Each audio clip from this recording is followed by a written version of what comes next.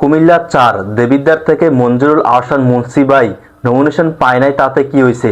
এখনও বাকি আছে গণ অধিকার পরিষদের জসিম ভাই, তার প্রতীক হচ্ছে টাক মার্কা। কুমিল্লা ৪ থেকে যদি মঞ্জুরুল আহসান মুন্সি যে কারোর মাথার উপর হাত রাখে, সে অবশ্যই ১০০% কুমিল্লা ৪ আসন থেকে এমপি হয়ে যাবে, কারোর ফোটা থাকবে না। সেখানে হাসনাত আবদুল্লাহ ১৫০০ ভোট পাবে না। এখন বিএনপির বা অনেকেই বলতেছে সমস্যা নেই, এখনো আমাদের গণ অধিকার পরিষদে জসিম ভাই আছে, তার মার্কা হচ্ছে টাক মার্কা। ঠিক আছে, আমাদের মনে হচ্ছে মঞ্জুরুল আহসান মুন্সি ভাই টাক মার্কা বা জসিম ভাইয়ের উপর হাত রাখবে, তার হয়ে নির্বাচন করবে।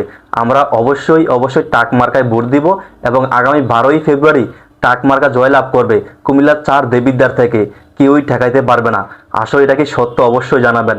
আমার মনে হচ্ছে পুরোটা গুজব বা গুঞ্জন শোনা যাচ্ছে এরকম, মানে অনেকেই বলতেছে আমরা মঞ্জু ভাইয়ের যেদিকে যাই আমরা সবাই সেদিকে যাব, এই কারণে এই কথাটা আসতেছে। আসলে কি এটা সত্য? কুমিল্লা ৪ আসন থেকে কি কোনোভাবেই হাসনাত আবদুল্লাহ এমপি হতে পারবে না? অবশ্যই কমেন্ট করে জানাবেন।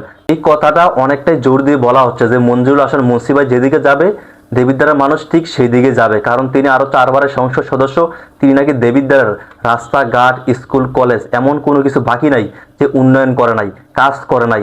এমন কোনো পাড়া নাই, এমন কোনো মহল্লা নাই, এমন কোনো বাজার নাই। সেই জন্য নাকি অনেকেই এই কথাটা বলতেছে। এটা কি সত্য? অবশ্যই কমেন্ট করে জানাবেন আর ভিডিওটা শেয়ার করে দেবেন।